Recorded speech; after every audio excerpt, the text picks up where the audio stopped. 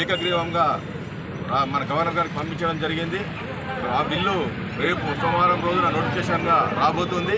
సోమవారం నోటిఫికేషన్ వచ్చినట్టయితే రాబోయే స్థానిక సంస్థల అన్ని ఎన్నికల్లో బీసీ కులాలన్నింటికీ 42% రిజర్వేషన్ ఇవ్వడానికి కాంగ్రెస్ పార్టీ కంకణం కట్టుకొని దేశంలోనే చారిత్రాత్మక నిర్ణయం తీసుకున్న ముఖ్యమంత్రి రేవంత్ రెడ్డి గారికి ఈ ప్రాంత బ్లాక్ కాంగ్రెస్ తరఫున, నియోజకవర్గ కాంగ్రెస్ తరఫున ప్రత్యేకంగా కృతజ్ఞతలు తెలియజేస్తూ రాబోయే రోజుల్లో బీసీ కులగన్న కూడా చేసింది కాంగ్రెస్ పార్టీ కాబట్టి రాహుల్ గాంధీ డైరెక్షన్లో పనిచేస్తున్న మన ముఖ్యమంత్రి గారికి ఈ ప్రాంత ప్రజలందరూ కూడా అండగా నిలబడి రాబోయే రోజుల్లో 42% రిజర్వేషన్ ఏదైతే ఇచ్చినామో దాంట్లో బీసీ అభ్యర్థులు నిలబెడతామో ఆ అభ్యర్థులందరినీ పార్టీ రహితంగా కాంగ్రెస్ పార్టీ అభ్యర్థులను బలపరిచి గెలిపించవలసిందిగా మేము ఇచ్చే ప్రతి పోస్టు కూడా ప్రతి బీసీ అభ్యర్థి గెలిపించినట్టయితేనే రిజర్వేషన్లకు సార్థకత చేకూరుతుంది.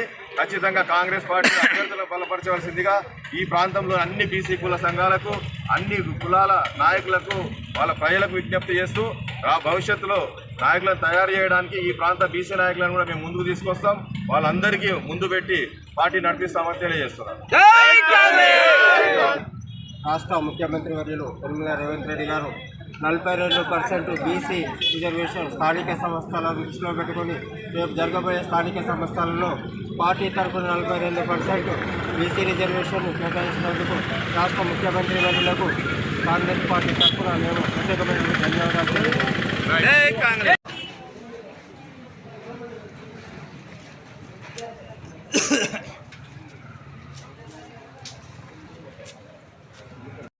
జై కాంగ్రెస్, జై కాంగ్రెస్, జై కాంగ్రెస్, జై కాంగ్రెస్. రేవంత్ రెడ్డి గారి నాయకత్వం వర్ధిల్లాలి, రేవంత్ రెడ్డి గారి నాయకత్వం వర్ధిల్లాలి, రాహుల్ గాంధీ గారి నాయకత్వం వర్ధిల్లాలి, రాహుల్ గాంధీ గారి నాయకత్వం వర్ధిల్లాలి, రైతుల గారి నాయకత్వం వర్ధిల్లాలి, అన్నదాన నాయకత్వం వర్ధిల్లాలి. జై కాంగ్రెస్, జై కాంగ్రెస్, జై కాంగ్రెస్, జై కాంగ్రెస్.